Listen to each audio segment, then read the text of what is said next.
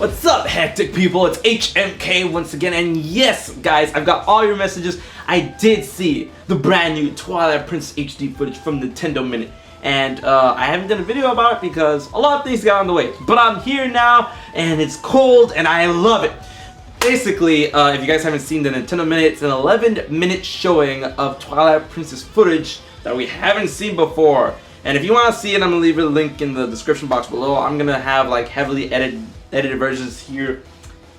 Anyways, after seeing the game, a lot of people have been commenting it more and more so that the game looks better and better every time we see it. You know, there are parts in the video, it runs at 720p, I wish it ran at 1080p, and then at some point, since it was like a direct feed from them playing the game, it did get a little bit blurry every now and again, but I can tell that was feed blur, not like in-game blur, so I mean, that's that. Because there are parts in the game, from the footage that we see, are as clear as day, and you can see the folds in Link's tunic, you can see the stitching. The thing that kind of blew my mind a little bit was the floor of the Hyrule Castle town. And it looks great. You can see the moss growing in between the cracks and everything, and it's like shiny on the outside, on the inside. And they seem to be adding some more effects when it comes to the Twilight encasement of Hyrule Castle, because when you were walking on the bridge towards the Hyrule Castle when it was like, you know, less than a day, it didn't have that effect in the original version when, like, you know, day turns to night and then like it's the twilight or whatever. It had that, like, you know, that weird ethereal effect whenever you came close to the Twilight Realm as Human Link, when there was blankets of Twilight in Hyrule. When you approach the Hyrule Castle town on the bridge after the Hyrule Castle is getting encampment, and you can hear a train because I live near a train, and that's great, and there's nothing I can do about it because we're live and shit. So they added that weird effect, and it's cool and stuff. And I understand before the comments keep on coming out, I was like, oh, the graphics don't look that great. It still looks the same as Twilight Princess on the Wii or the GameCube, just cleaned up or whatever. I have a very big discussion about that coming up, about Wind Waker's HD's graphic versus Twilight Princess graphics, and I hope you will partake in that very soon. It's coming. But to me, the game looks better and better, and it looks great in this one, at moments when it's not blurred out by the direct feed blur. But the big thing that's making its round the internet right now, that GameXplain has been theorizing on and everything, is a new item which looks a lot like the Poe's lantern in Twilight Princess. A lot of people speculate that this could be a redesign of the regular lantern that you use to light up ways and stuff, but I really don't think so, because when I saw it, I'm gonna zoom in a little bit to this. When I saw it up close as much as I could, I do see a hint of like blue or purple stuff, like, you know, what the Poe spirit is carried in that lantern. Well, it's not carried in the lantern, but you like, there's like ethereal bad energy in the lantern, bluish, very light bluish. The Poe soul is actually inside the chest of the Poe.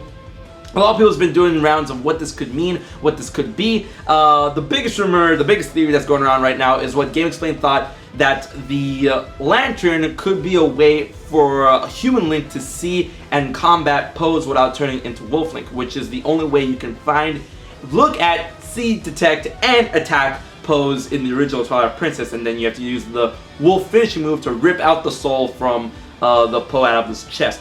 But that would be a cool thing to do, but like, it's a little bit of a waste of an item for people who just want to fight Poes as Link. Something very unnecessary. I hope it's not something like that. What I think is something that when you collect Poes, because if you don't know in Twilight Princess, spoilers, whatever. In Twilight Princess, the way Poes work, if you collect 20 and then up to 60, you heal and free a character named Giovanni, which is cursed by Poes because of his greed or whatever. And if you bring him to 60 Poes, then that's it. I believe it's an item that either gets stronger or you can use it the more Poe souls you have, but I feel that's a little bit more reaching. I'm not entirely sure what this Poe lantern can do. It can detect Poes, it can tell you where Poes are, it'll show on the map where what Poes are missing, because that was a big kicker. Is like, oh, did I get this Poe soul here? Did I get it here? Where was it? You know, it was a very tedious if you lost track, definitely. But maybe the Poe lantern, because it's an equipable item, it has to do something. Maybe the Poe lantern can do something like it shows where you've killed Poes or some. I don't know. And that's the beauty of it. We don't know what this Poe lantern does, and that's basically the gist of the new Nintendo Minute footage. We got to see Hyrule Castle Town, we got to see a little bit of Lake Hylia, and we did get to see a good amount of City in the Sky. So, what do you guys think about this new footage? Are you hyped for Twilight Princess HD? Because you know I am. It's releasing March 4th for the Wii U, and then March 10th in Japan. March 4th in North America for the Wii U, and I cannot wait for this game. Oh yes, and as soon as more news comes out, keep it at HMK. Subscribe for more Twilight Princess news, Twilight Princess HD, and more Zelda videos in general. So, until the next one, I've been HMK, and I'll check you guys later.